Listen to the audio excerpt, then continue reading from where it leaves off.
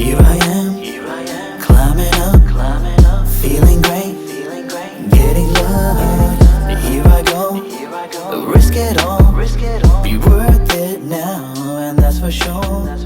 Watch me as I rock it team. Right, we're here, episode 12, Fight Talk Down Under. It's better late than never. We've sort of proven to be a little bit inconsistent so far with our release days, but apologies to those who are hanging out for the content. We are probably a day behind. That's we're both dads, as we sort of discussed this the other day. We're both dads. This is the life.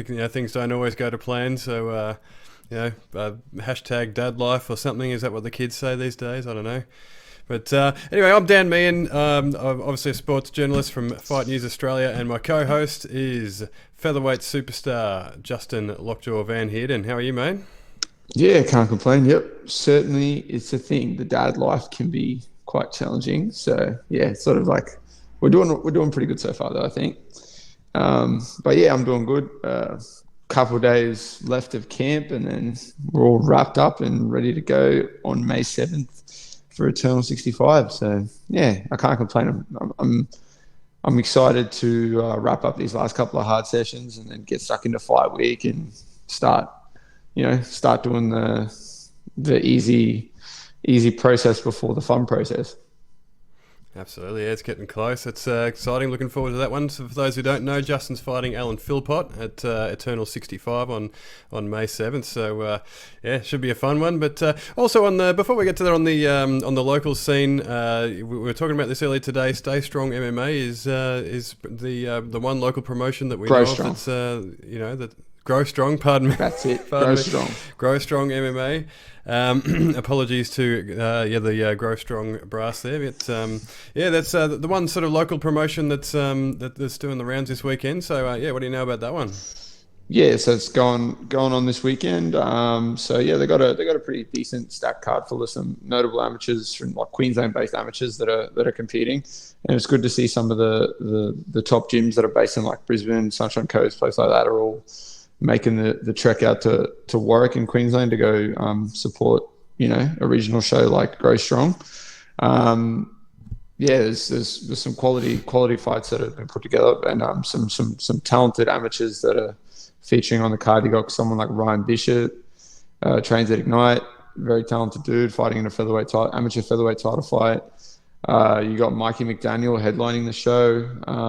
He's had a few pro fights, in his time so far. So he's headlining their show. So they've got some talented up and coming amateurs. They've got a decent sort of pro main event, a stack of amateur titles, and yeah, it should be a good show. There's be a live stream that's going to be released in the next day or two as well, so people can check that out.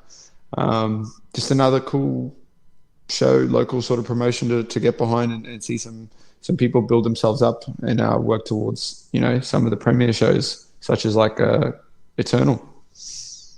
And where were they located again? In Warwick in Queensland. Warwick, Queensland. There you go. For those who don't know, check that one out. Should be a good one. And look, I'm committed to not editing this show too much. I like it to be sort of a little bit organic. So that's another name butchered for the name butchery highlight reel there. So apologies again. We'll do like an end of year. We'll do like an end of year compilation. Yeah, absolutely. I think I should do that, actually. I should keep track of them all. But, there we go. Grow Strong MMA, that's, sounds like a fun one. But we got a lot to cover off, actually. Obviously, last week we did a huge preview episode, previewed all of the fights that were coming up for the week. And, they've all come to pass now. So we get to sort of talk about what, the week that was. And we'll start off, we'll do it in order, okay? So Wednesday night was Zerafa versus Hardman, obviously in boxing. It was a big grudge match that was probably a year or so in the making. And it turned out to be a pretty short affair in the end. I think Isaac Hardman kind of got outclassed in the end after sort of everything that he'd said on social media in the lead up to it. Unfortunately, it didn't end up being the sort of barn burner that everyone was hoping for. And Michael Zerafa caught him with a pretty thunderous left hook in round two, and it proved to be really too much to recover from. So, what did you make of Michael Zerafa versus Isaac Hardman? Absolute robbery, early stoppage if you ask me. I reckon he could have come back.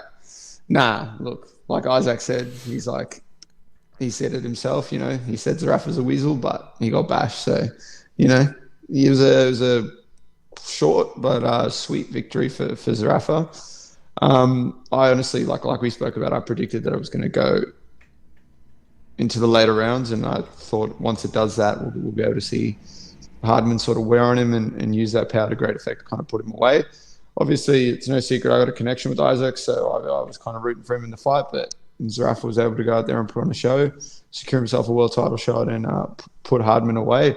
I thought Zerafa's distance management was really, really good. Even when he was, sort of boxed up in the corner, compressed and limited with his movement, the ability to sort of slip back and land that left hook with enough sort of pop on it to put Isaac down like that was something special. So, yeah, it was a great performance. It was a cracker fight. The event had some good fights in the undercard as well. Some weird shit happened with some men dancing as well, which was kind of awkward. But we'll just we won't go too deep into that. I don't want to get caught by the cancel culture. But can we not have dudes dancing in a ring that's got nothing to do with boxing at all? Like, not even if they're women, it wouldn't have made sense. Like, I don't care. Like, what are we doing? I just want to watch the fights. Like, I can't stand shit like that. There were some weird little sideshows along the way, wasn't there? And you could see there was even like breaks in the action. It looked like they were doing like one of those little auctions, memorabilia auctions in the background as well. It just seemed a bit kind of, I don't know, for a big show, what was supposed to be a big show like that, it kind of seemed a little bit kind of weird and amateurish at times. So there was definitely some cringe moments in the telecast. Yeah, well, it was confusing, but all in all, there were some good fights. Obviously, the main event, all being a short sort of stint for both guys in there, and but it was exciting and it was entertaining, and it kind of even though it was short and sweet, it kind of sealed all the build up and the hype in such a emphatic way. So you can't really complain about that if you're Zerafa. And for Hardman, it's going to be like a good stepping stone. Like, I actually messaged him. I waited sort of a bit to message him and kind of touch base, but I said to him, I was like, I'm not going to give you like the usual spiel like people give fighters after they lose and think. All I'm going to say to you is you're going to be a world champion one day. That's it. Just stay on the path. That's it. So he was obviously licking his wounds a little bit and a bit frustrated, but he's all class. He's all class after the fight. So you can't knock the guy. He's out here trying to put bums in seats, trying to sell these fights and trying to hype it up. And if you lose, obviously you're going to cop it a little bit. But the man was humble and kind of accepted it with all class. So what more can you ask for? Yeah, he sold the fight exceptionally well in the lead up, but obviously, he got beaten soundly in the end, and he took as you say, he took the loss really well, and I think, he sort of showed why, despite all the shit that he talked in the lead up to the fight, like why he's sort of endeared himself so much to the public, because he's kind of got. I can't even put my finger on it, but he's got some sort of integrity about him. He's a well-spoken guy, and he's a good sport as well. Like, I think he can sort of take it as well as dishing it out, and he took his loss really well. But going into the fight, he was an undefeated martial artist, really, right? I think he was 9-0 in MMA, right? He was 12-0 in boxing going into it. So it's obviously a bit of a shock to the system taking a loss like that, but. We saw in the fight that there was a real skill discrepancy between him and Zerafa. There was a real difference in class. So, it's obviously something that he can learn from. But how much better can he get? How does he go about sort of bridging the gap now between him and someone like Michael Zerafa and obviously the top echelon of boxing talent? I think he's gonna just have to go straight back into the gym and just work and grind out like he does every day anyway. And now you've got that pedestal that that those guys are on now, that you know what needs to be done to be able to match it with them. You've seen, like you said, there's a big discrepancy between the two of them, and he got outclassed, but now he knows where it's at, like that level, to sort of maintain that level. So he's like, okay, you can work towards that and go, okay, now that's where I need to be. What do I need to do? What do I need to change? So he can definitely do it. Obviously, you know, he lacks that amateur boxing experience that all these guys have built up. But I mean, I don't think that is going to stop you from being able to compete at the top level of the sport and fight some of these dudes. You just have to. It's just going to. Yeah, you probably are going to have to just try and relish in this loss that you've copped now. Relish in the fact that you're not undefeated, and then build up from there. And if you do that, then for sure you can reach those things, no doubt. I mean, eventually, like, obviously boxing's so big on the fact that you're undefeated and they try and build it up that way and all sort of shit like that. But, you know, eventually everyone loses. And I think I'm a big believer in the fact that, like, if, like, props to you if you can stay undefeated and you can just keep doing what you're doing, like, and you end up on some Khabib or Floyd Mayweather type shit and you just kind of like stop it there and you're still undefeated and you've never sort of had that happen. But I think at the end of the day, especially now for someone like Isaac, like, it's still early days in this boxing career thing, and it's still early days for him too. I mean, he's a young guy.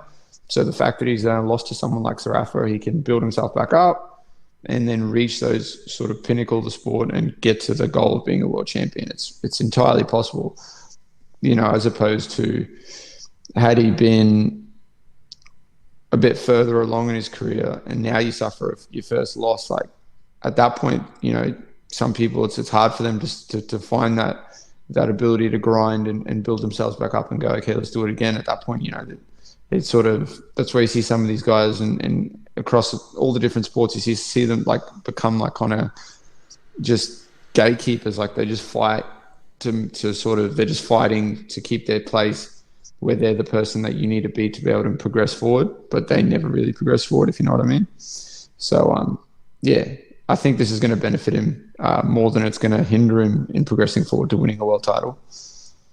Absolutely, and they say you learn more from a loss than you do from a win, right? So it's obviously, you know, something that he can take with him, some of the things that he learnt in the ring there. But with the benefit of hindsight, you know, you look at Hardman, he's 25 years old. He was 12 fights into his career going into this fight. Obviously, there's an MMA background, but really, you know, without the amateur pedigree, he was 12 fights into his boxing journey. Was it a bridge too far for him to take on someone like Michael Zerafa, who's, you know, fought some big names like overseas? He's 30 and 4, you know, he's 34 fights into his career. He's 30 years old. He's obviously got some amateur pedigree as well. Was it too soon for Michael Zerafa? I know they were both ranked sort of, you know, relatively closely, but, you know, was it too soon? Was it a bridge too far? Nah, because I think even with hindsight of how the fight turned out, I think, you know, had Hardman sat him down like that, then we'd be sitting here going, fuck, well, what, you know, he's what a joke this is. This guy's ready for Golovkin or something like that. Like, well, you know, but like, I think, yeah, I don't think you could run that fight like 10 times and I don't think it's going to result the same way. I think that 100% the night obviously belongs to Zerafa, and he just showed why he is where he's at, and he's got the experience that he's got, and, you know, he's achieved what he's achieved so far up to this point in the sport. So, I mean, I don't think it was too soon for him to fight someone like Zerafa. I think so far they've done a good job of building him up just gradually, like we talked about. And then I think, yeah, this was the right time to fight someone like Zerafa and cash in on that. And it's going to, regardless of the result, it's going to be, looking back, I bet you anything one day, looking back, he's going to be thankful that it happened when it happened. And then, you know, it resulted in the success that he's going to find after this. Yeah, absolutely. And I guess, and we'll get to Zerafa in a minute, but for Hardman now, I guess it's back to the drawing board a little bit. Like, you know, how many fights do you reckon he needs to have to sort of, you know, does he go back and sort of build himself up with some journeymen, or do you reckon he can sort of, I guess, hang with some of the top domestic fighters again, or does he build it back up? Sort of, what is the path forward, you know, the path back to a matchup like Zerafa look like for Isaac Hardman? I reckon he needs to have, like, the next couple, maybe next three fights, he needs to just, yeah, maybe pick your opponents quite handedly. Do like get yourself a couple of tune-up fights, get the confidence back again, build yourself back up, and then start building towards fighting someone that's in the sort of upper end of the division. Again, you need to sort of do that. Which I guess is something even across all combat sports. That's something that people should try and do after a loss. But in boxing, that's certainly something that people do after a loss. They try and build them back up slowly and kind of do that again. In MMA, not really so much, and especially you look at like the top level of the sport, it's hard to do that. So in a sport like boxing, I think when you can do that and you have those opportunities available, you should for sure do that. So I feel like that's the move for him. Just build up gradually and get back there and improve and just become a better boxer. Absolutely. I think that's the point there. He's got to become a better boxer. Like, he sort of lacked the head movement a little bit. He lacked the ability to find the target on, someone like Zerafa who was moving. So he's obviously going to have to sort of level up skill-wise, and he's going to have to sort of work on some things in the gym. So those tune-up fights that, like you mentioned there, they're important, particularly in boxing when you're coming off a loss and you're sort of trying to implement some new skills. So I'm sure they'll build him back up, and we'll see him back there again. But for Zerafa's part, he looked. Again, he's a guy who's been there and done that. He's fought, Peter Quillen and Kell Brook and Jeff Horn, Anthony Mundine, all these big names, and he looks rejuvenated. It's like Isaac Hardman sort of, lit a fire under him, and geez, he looked fired up after the fight. He got into Hardman's cornerman's face, and he was pumped up on the mic and everything. So sounds like they've breathed some new life into Michael Zerafa, and now he finds himself. With a shot at the IBF middleweight title, which has been vacated, or I don't know if it has, or whether it's soon to be vacated by Gennady Golovkin. Obviously, the opponent would be Esquiva Falcao of Brazil. Now he's got himself a world title opportunity, and he's got everything to fight for. So, what do you make of Michael Zerafa and sort of the way his pathway looks moving forward? Yeah, I think he's definitely motivated now and sort of refreshed after this fight with Hardman and the build up and everything surrounding it. So I feel like he's, if anything, now he seems like someone who could go out there, win this IBF title, and start stacking these things, these wins together, start stacking these stunning performances together, and start getting some of these big fights and fighting some of these sort of scary individuals that are in that division. I know for himself, I guess the plan moving forward is get this IBF belt and then line up a fight with Tim Tszyu. I think that's the plan. I think they're going to really try to push that, and he's got a better chance of lining up a fight with Tim Tszyu if he's got that IBF title than if he didn't, because obviously it's no secret he's wanted that fight for a while. He's been to a few of Timmy's fights, and he's like heckling him on the side when he's like walking out and shit and stuff like that. So it's I think that'll be a big fight for Australian boxing if they do something like that. If they throw together Zerafa and Tim Tszyu. They were obviously booked to fight each other as well. He was in Newcastle, I think it was supposed to be, and obviously got controversially pulled at the last minute. It depends who you ask as to how that all went down. A lot of people point the finger at Zerafa, but I guess we'll never really know the background of that. But like you say, if he's got that IBF world title, that's a far more tantalising prospect for Tim Tszyu. So that's a good shout. I think there's a decent payday available there to Michael Zerafa. I think if he gets the IBF title and chases one of these international guys, I think he's probably going to be disappointed straight away. But he might end up then having to sort of fight someone. It's possibly not going to earn him that much money if he's going to fight sort of the number 15 ranked contender or something like that. So Tim Tszyu is probably the move while he's got the belt. Strike while the iron's hot. Yeah, 100%, and he can cash in, and then after that, you fight a few guys who are sort of ranked in the division but aren't overly dangerous matchups for you. Build yourself up a bit more, and then we start talking about a WBO belt.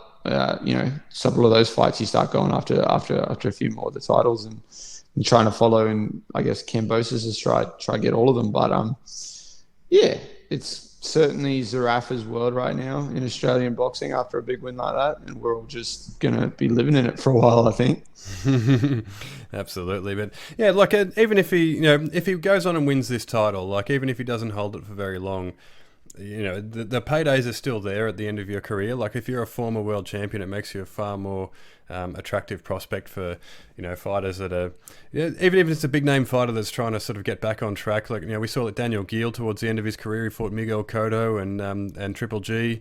He got some paydays there at the end of the day as at the end of his career there as a former world champion. So just having had that belt is it opens doors as well. So it's everything to fight for Michael Zerafa. That IBF title could really open up a lot of doors for him, and we don't really have any reason to doubt him after a performance like Wednesday night's. He looked fantastic, and we could see that the boxing skill is there, and as long as he's motivated and in shape, which he obviously was, then he's going to be a handful for anyone.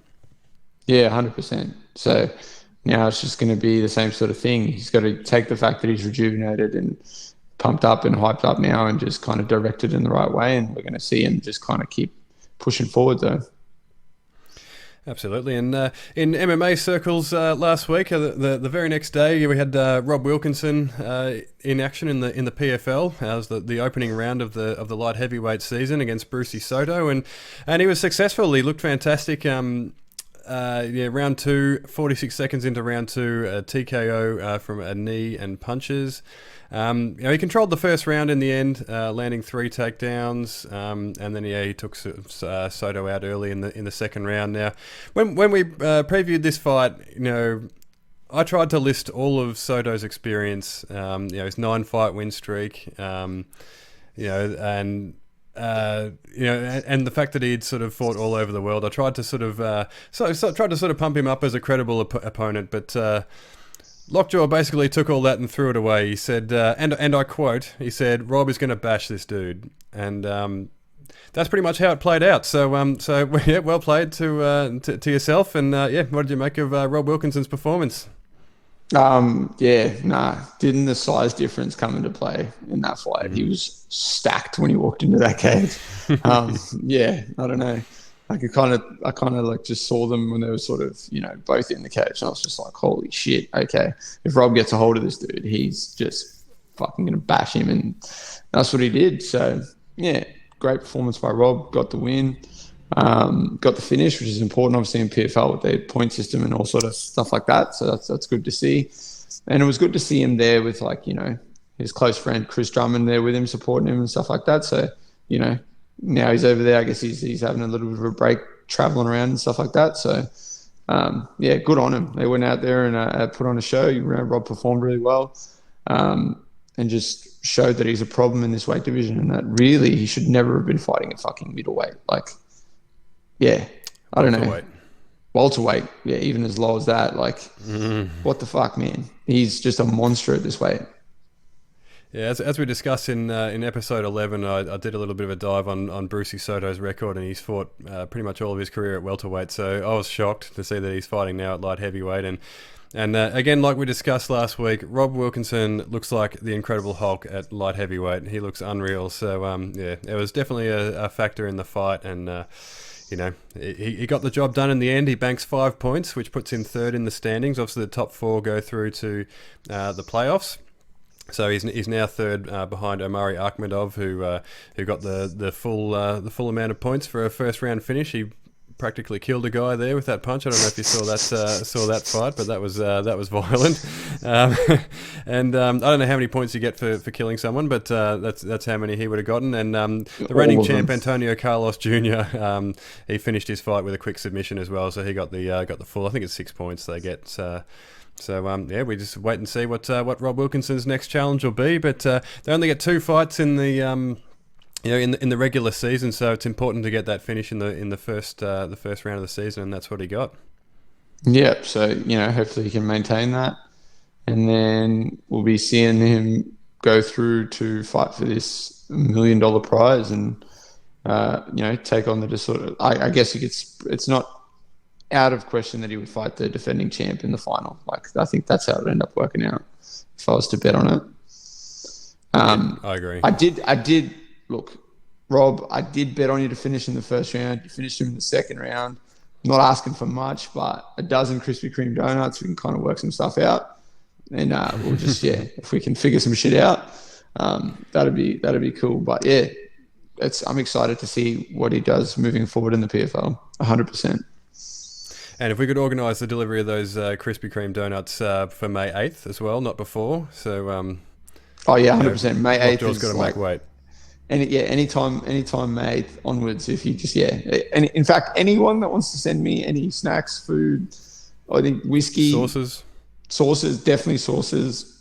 Yeah, May 8th onwards, bring them here.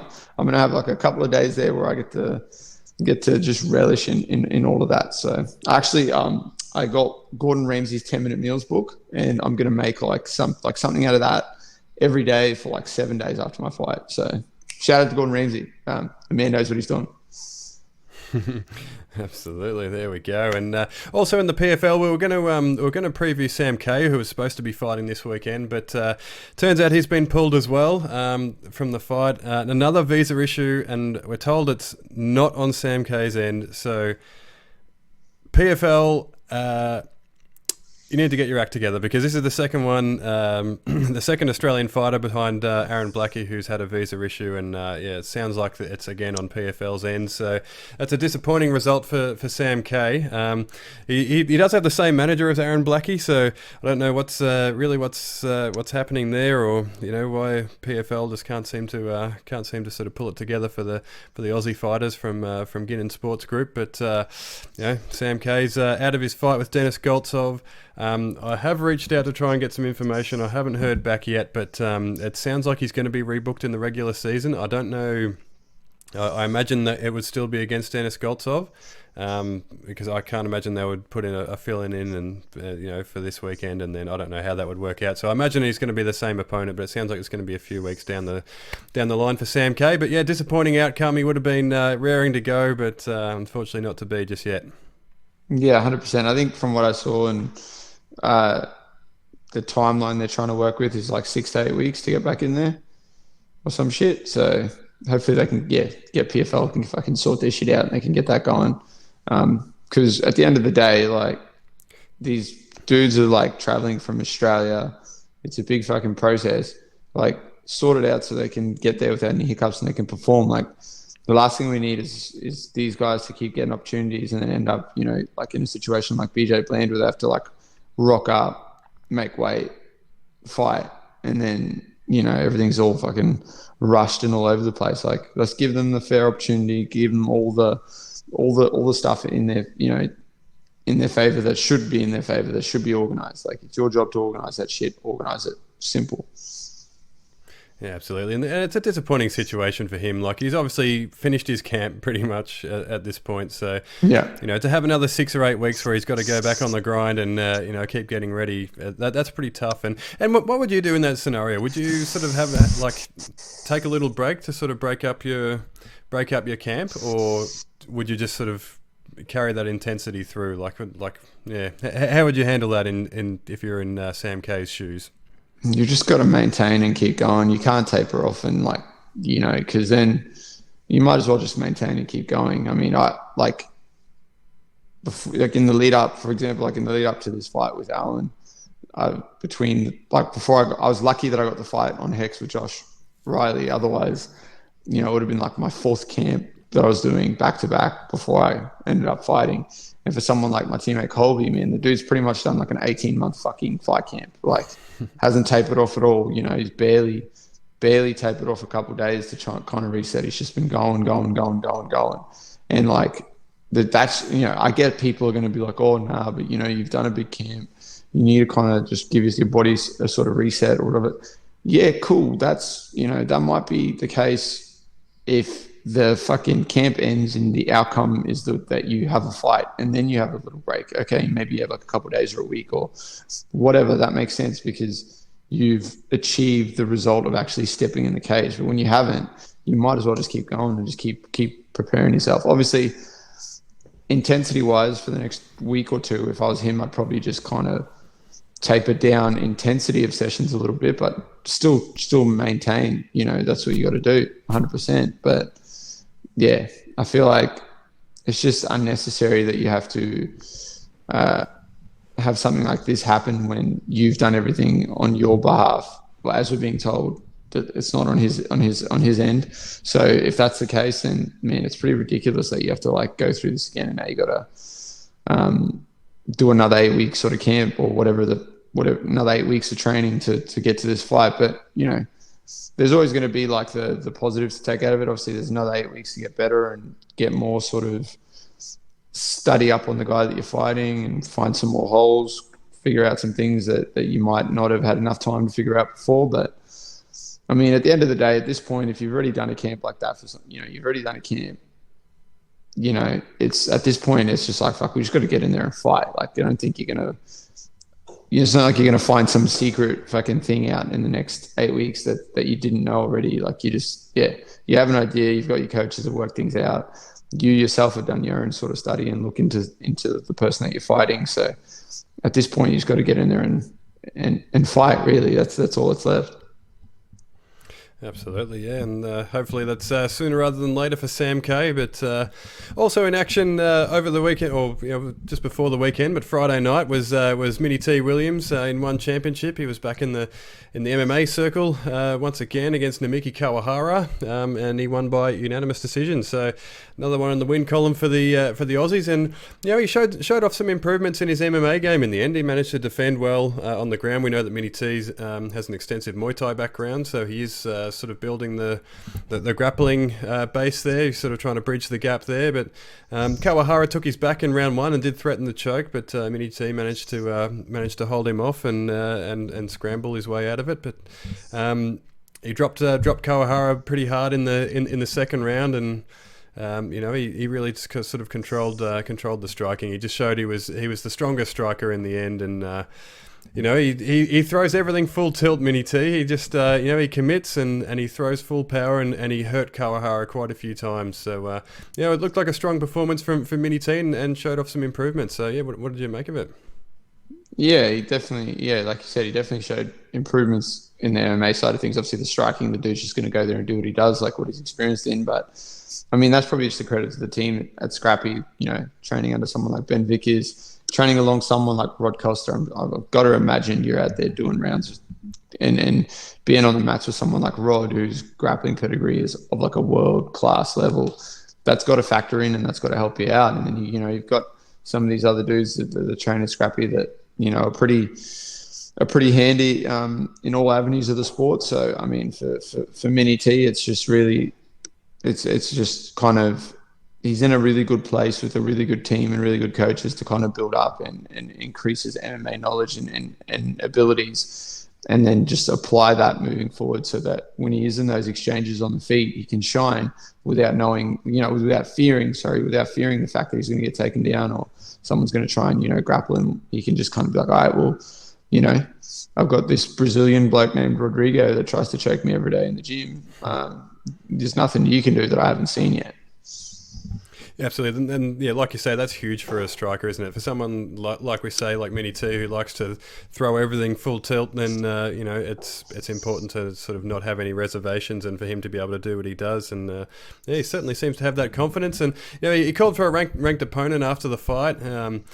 And he's put together a couple of big wins. Obviously beat Dej Damrong in his last fight, and now he's beaten Kawahara, who's probably not as well credentialed as Dej Damrong, but he's strung together a couple of wins, and he probably deserves the chance. But how do you reckon he would fare against Jared Brooks or Yosuke Saruta or Joshua Pacquiao or those sorts of sort of top five guys in one championship? That's definitely some of those matchups are definitely a step up, 100%. Like so.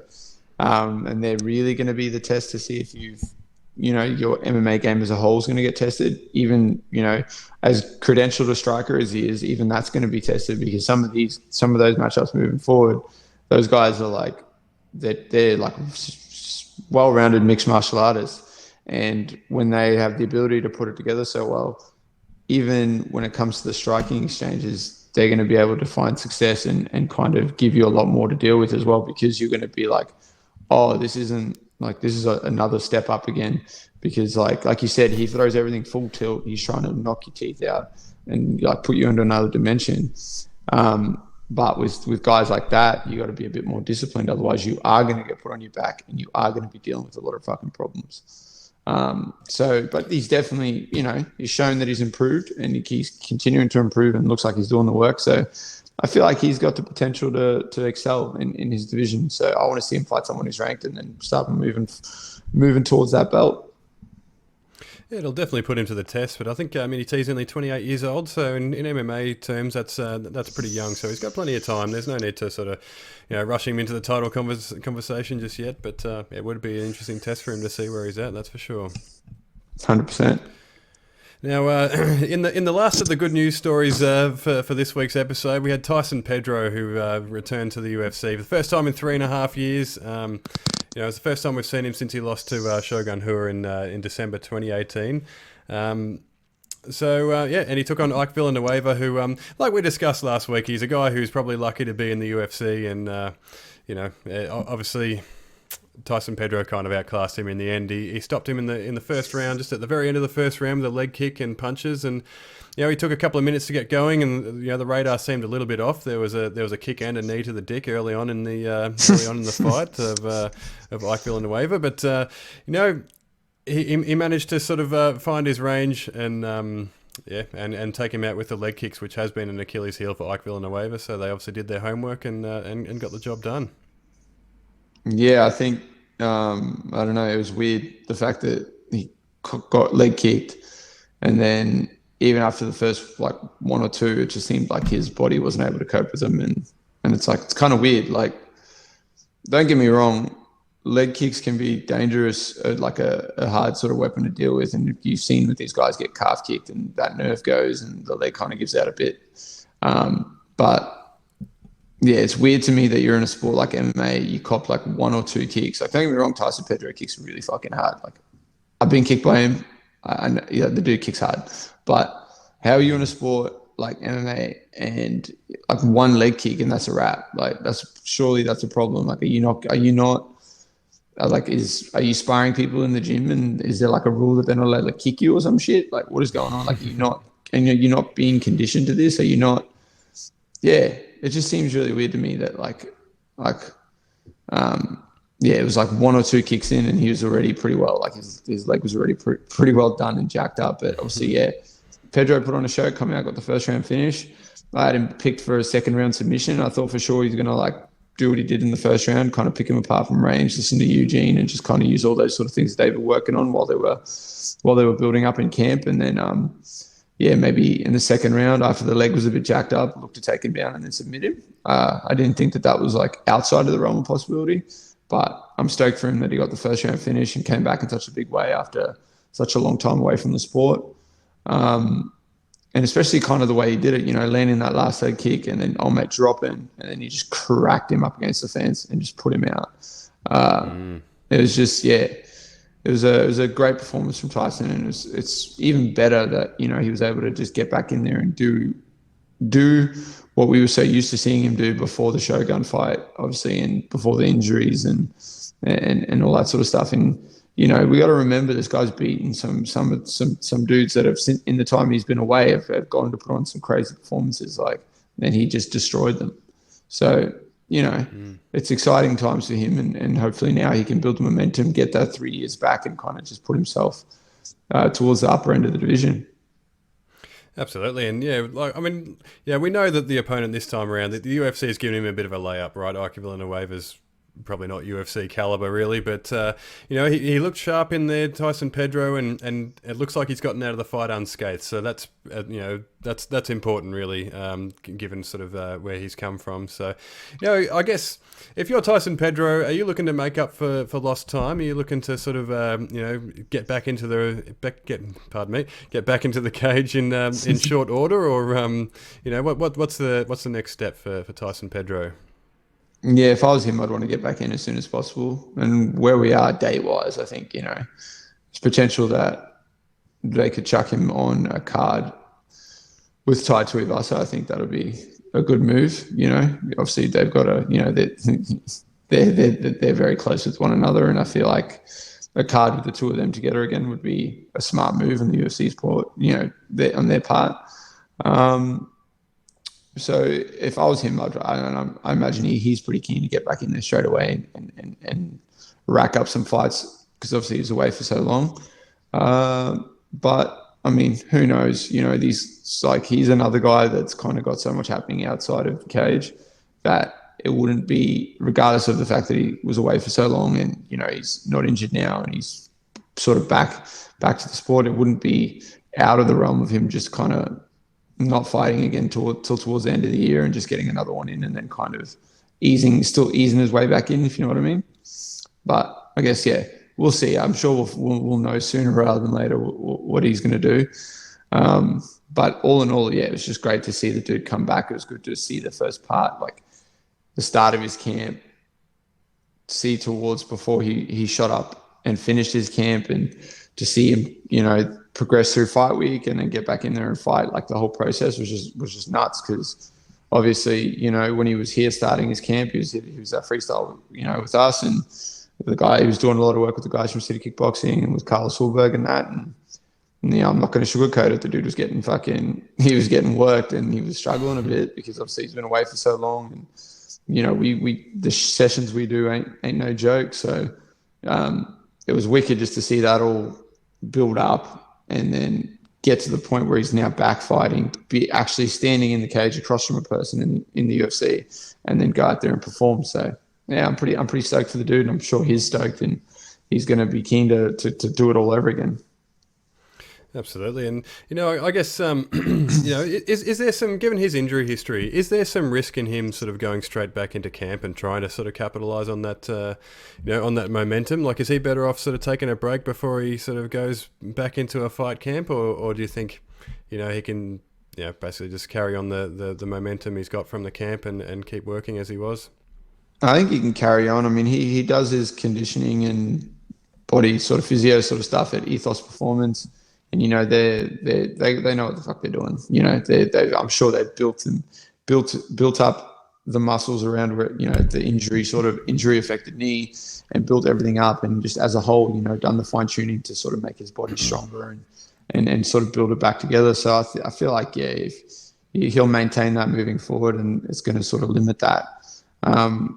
Obviously, yeah, if you know, he gets in there and fights, cops a few, you know, he himself cops a few kicks or, you know, stuff like that gets sort of thrown his way. If you do feel a bit of a niggle here and there, or you feel a bit like iffy after a fight, 100% he's gonna have to like pull it up and take a break, because he's already had some, you know, surgeries, and they messed up the surgery the first time and they had to get another surgery, and there's so much that goes into it. You know, the last thing he needs, you know, what if you're standing across from someone like Khalil Roundtree and you get fucking knee stomped and your knee blows out again? Like, you don't need that. So I feel like moving forward, the guys, it's not going to be out of the realm for his style to change like it has. Obviously, prior to his injury and being away, he was like, come forward full steam, try land the big shots. If it was a bit of a slugfest, he'd shoot in, take him down, use his grappling and kind of look for those submissions. Obviously against Shogun, didn't really work out too much. But moving forward, you know, I feel like we're going to see him be like, you know, work a bit more from distance, be a bit more clinical, be a bit more of a sniper, like you kind of saw him being in this fight. You know, he using those leg kicks, using the fact that the movement, the feints, you know, he's a big guy. He's a tall guy. I know it's a light heavyweight division. They're all monsters, but, you know, he's a big, tall, long dude, and he can use those skills to kind of, you know, fight in a way where it's lower risk but high reward for him. Because at the end of the day, if it does turn into a sort of dogfight and grappling contest, the man's handy on the mats. Like, he shares that same sort of thing like Jimmy Crude has. Like, the guys, you know, their grappling pedigree and their wrestling pedigree is of a very high level in that division. Definitely, and yeah, so yeah, it was well done to Tyson Pedro. It was good to see him back in the ring and looking healthy and looking sharp after such a long layoff. But yeah, that brings to an end the good news portion of the show. Unfortunately, we now we move on to the bad news, and we had a couple of Aussies in action in Bellator on Sunday. The main event was obviously one of your training partners, Arlene Blencowe, who took on Chris Cyborg in the in the rematch for the Bellator featherweight title, and she pretty much did exactly what you implored her not to in episode 11. She pretty much stood and tried to bang it out with Cyborg, which was, like we discussed on the day, it was a gutsy move, and boxing is obviously what Arlene knows best, and what she probably figures was her best chance of winning the fight, but it didn't really work out in the end. She got dropped pretty hard in round one, and probably got outclassed in the end and lost by unanimous decision. So yeah, what did you make of Arlene's performance? Bro, yeah, obviously the approach for the fight. Obviously, I spoke about that in episode 11 about the approach to the fight, doing the camp at Jackson's, and I got to just speak honestly about how that kind of my sort of thoughts on that, and I did. But it was obviously shit to see her not get the result. Or, it would have been obviously awesome, and the desired outcome would have been to see her win a world title. But man, yeah, she's a fucking savage, bro. Like, I can't think of many people that would have got up to, and been able to keep going after they got dropped like that. Because when she got dropped by Cyborg, it was fucking hard. Like, that's one of them shots that's like, yeah, that takes a bit of time off your life type shot. Like, that was a hard punch. And then obviously, there's probably a lot of people that wouldn't have come back from a shot like that. No. Like, that was heavy. Heavy shot. And she took, lots of heavy shots throughout the fight. Obviously, she landed some shots. We kind of spoke about that. She was more than willing to jump into the fire and take some damage to land some shots. But fuck me, bro. Like, the end of that fight, to stand in front of someone like Cyborg at the end of the fight, point to the ground and go, let's just bang it out. Man, that's fucking sick. And obviously, everyone's kind of like, everyone's spoken about the fact that, like, she's an absolute savage, and she's the first person to take Cyborg the distance in Bellator. So, and really, at the end of the day, compare that fight to the first fight, there's improvements. She went the distance. She landed a few more shots. She did mix in some things that were sort of working for her, but at the end of the day, I think the factor of fighting someone like Cyborg, getting buzzed by her, and then it's kind of I like to sort of refer to it as like the Mark Hunt effect, where Mark Hunt fought a lot of dudes who, on paper, should have, like, they're just better martial artists, they're better athletes, they're more disciplined athletes, and he hit them with them punches, a couple of little big punches, hard shots, and shit just kind of fizzled out for these dudes, and everything kind of faded away. So I feel like Cyborg has a similar effect. I'm not saying that she's not talented, or the people she's fighting should be like are way more talented. That's not what I mean. I just mean the fact that she's got that kind of power that hits when she hits you, everything kind of just fizzles out of the window. I think your game plan goes out of the window. I think everything just kind of fades out. You just get kind of put on autopilot, and then your body just reverts back to the thing it knows how to do the best. And for Arlene, obviously, that was just to try and stand and bang, because that's what she loves to do. But obviously, as we spoke about, to beat Cyborg, that's probably not the best outcome or the best approach. But credit to her for just coming in there, still experiencing that big knockdown, and then continuing to fight for 25 minutes and getting after it, and trying till the very last second to knock Cyborg out and land punches like that to knock her out. But I feel like a big weapon for Cyborg that kind of played a factor too was the front kicks throughout the fight. She just kept buzzing the front kicks out throughout the fight, and she got, a few times she landed it, but like glancing. But towards the end, she started getting real close with it, and it was like, I feel like that the threat of the front kick was kind of another thing that kind of caused Arlene to sort of pause and hold and kind of not have the momentum to keep blitzing in, because like a few times she'd go to blitz in, that kick would fly up, she'd get herself out of the way, and then it'd just be like a reset button. And then obviously then you see Cyborg land some of the harder shots. Like, I think after that she made the read that Arlene was kind of getting out of the way of the kick, so then she would follow up with like a straight and a hook, and like she landed that a few times after that as well. And like, you're talking about a cumulative damage from that first round when she got dropped to all the way through, man, it just gets worse and worse and worse. And like I said, I've shared my thoughts on Jackson Wink and the people there and the team there and stuff like that. And like, I was trying to like here and there, I was trying to pick out sort of what they were doing in between rounds and sort of saying and get an idea of that and hear a few bits and pieces here and there. And they really weren't offering up much adjustments. Like you're talking about the dudes that have coached like John Jones, George St. Pierre, some of these dudes in world title fights. And we've heard them give some of the best corner advice and adjustments to these dudes in this world championship caliber fights before. And I just didn't feel like that was there for this fight. And especially, for Arlene, which is kind of like a shitty thing for her. So, yeah, I don't know. They always used to say that if you fought someone from Jackson Wink and then you fight him again, the fight's going to be like vastly different because they are such masterminds, at what they do.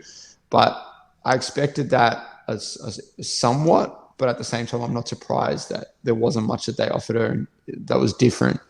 I feel like if Arlene does a camp, wins some fights, gets another fight with Cyborg, does her camp with Eugene and Joe and like the people that she started off with here and builds up like that, I feel like she goes out there and fucks Cyborg up. Like I feel like her abilities that she does have and the way that I kind of saw that at the start of the camp, the stuff that they had her doing and that she was working. And when I was doing rounds with her, I was thinking like, fuck man, like, this is the move. Like this is the approach for this fight. Like you're going to give her problems to deal with. You might not knock her out. She's very hard to finish. You might not put her away, but you can certainly fucking beat her and like outclass her and take little to no damage doing it with the approach that's out there.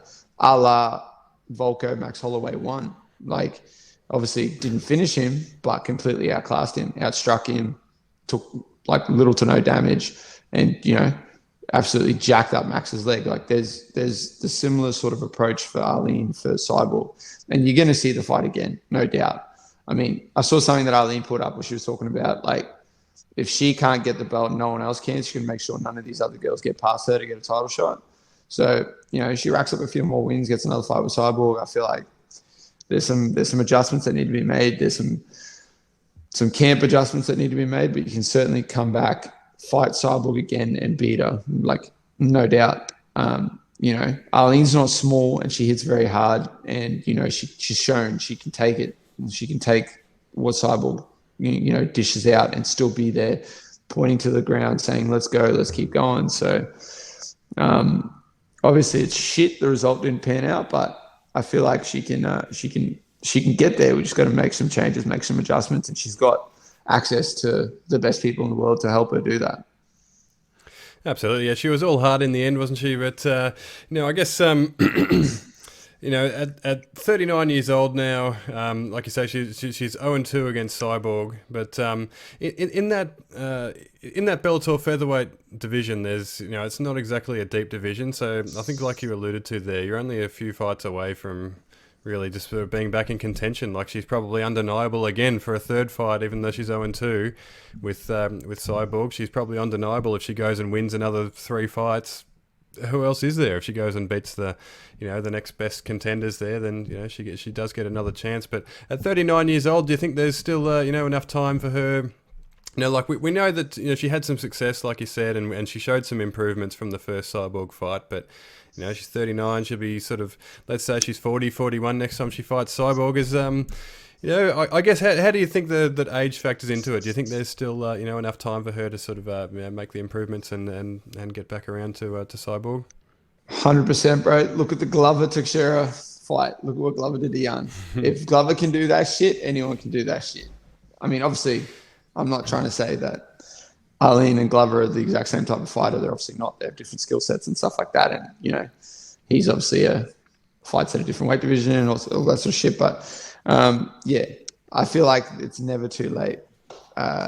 If if Glover can do that shit at like 42, 43, I feel like we can see some people win some championship belts at a sort of later point in their career.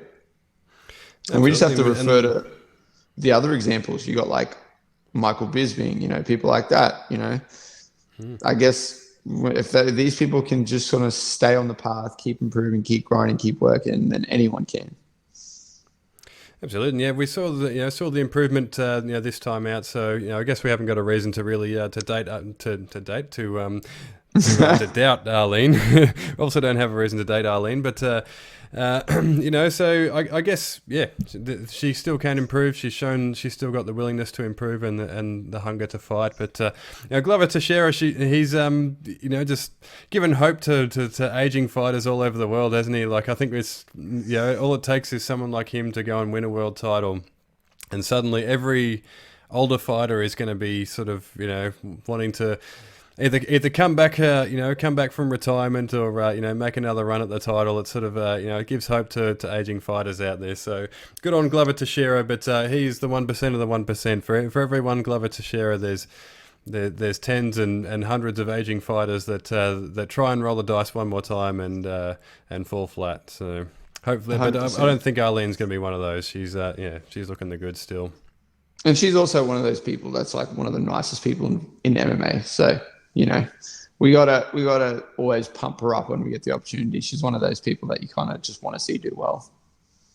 Absolutely, and I have had the pleasure of interviewing Arlene before as well. She's super nice. But also on the card we had Janae Harding. She was earlier on in the card against Diana Silva. She's lost the fight by unanimous decision, so she's come up short there. She started well. She looked like she was moving well.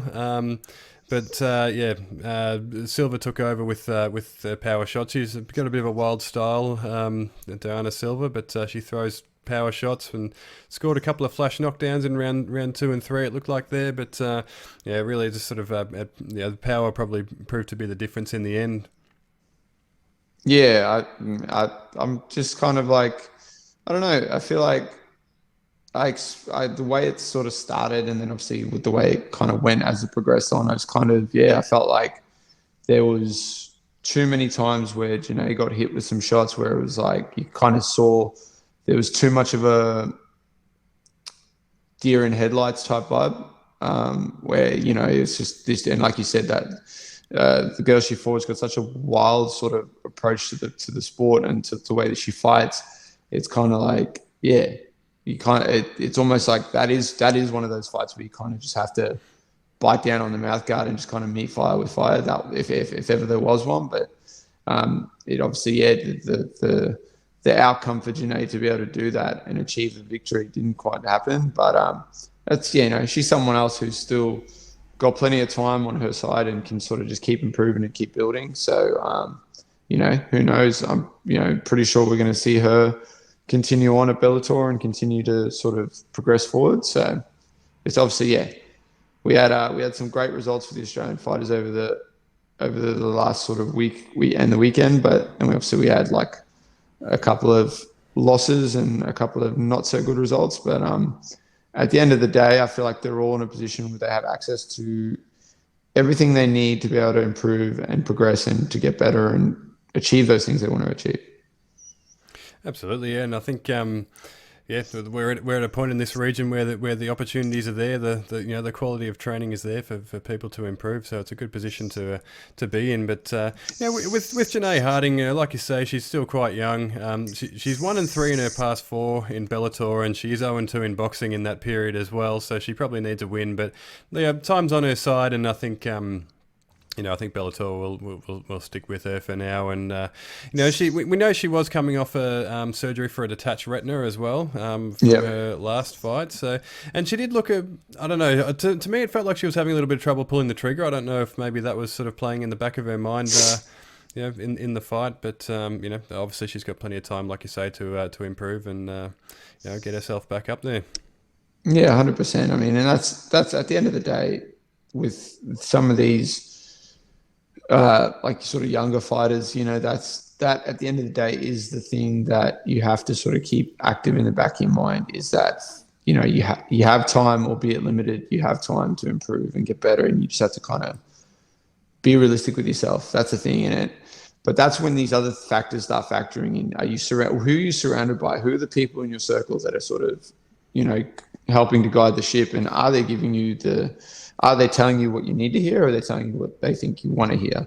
I feel like the biggest hindrance for fighters after when they have some of these stints where things don't pan out, or they have a few losses, or whatever the case is, it's like, who are you surrounding yourself with? Like, what is happening outside of that? Because you need the people that are just going to straight up tell you, like, yo, this isn't fucking good enough, or whatever the case is. You can't have something like, this was the case, and this was, and kind of pump you up and just give you this false sense of like reality and security that no, we're doing everything right. Like these other factors that came in. So hopefully she isn't one of those people that gets affected by shit like that, and she is in a spot where she's got the right people around her.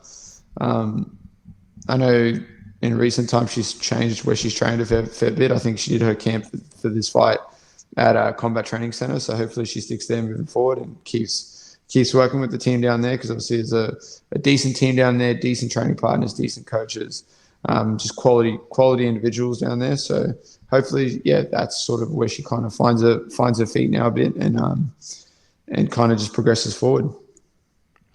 And speaking of progressing forward, Fight Talk Down Under will be progressing and improving week on week, and we've got episode 13 coming up next week. It will be featuring a preview for Eternal 65. Obviously, Lockjaw is going to be in action in that one, so we'll have a fair bit to cover off there. And other than that, it looks like the schedule's looking a little bit quiet, so we might have a bit of fun with it. And we'll also hopefully we'll put this out on social media as well. But we're going to start doing some fan questions, so we might just take on a question every week, and we'll put it out again in the Fight Talk Down Under Facebook group, and you guys can put forward your questions, whether it's about fighting, whether it's about Aussie MMA, whether it's about Lockjaw, who's got something to say right now. On the topic of this question thing, I swear to God, if someone sends in a question being like, what is Volkanovski like? I'm going to punch myself in the face. Like, don't ask that question. That's the only question that's void. Okay? I'll tell you what he's like. He's a shit bloke, and he bashes me when he's here. Okay? He's the most likable dude in MMA, and he's like a family man. No, he's a dick, all right? He's a dick, okay? He's a dick, and he bashes me. Obviously, I'm joking. He is actually the nicest dude in MMA, and I'm trying to like build him up and throw some shade his way, but I can't, because look at the fight with Zombie. He even asked Zombie if he was all right. So, no. But bring your questions our way, build them up, send us what you want to know, send us what you want us to sort of answer, whether that's about fights, about certain fighters, about stuff that we got going on. I don't know. It just adds another cool dynamic to this thing that we love to do so much already, and that we're in the double digits for now. We're in the double digits with episodes. Pretty soon we're going to be in the triple digits, and pretty soon we're going to be getting Spotify deals and driving Teslas and having lunches with Elon, and you people are going to be like, man, we knew that we were going to make it. We knew that this was going to be as big as it is.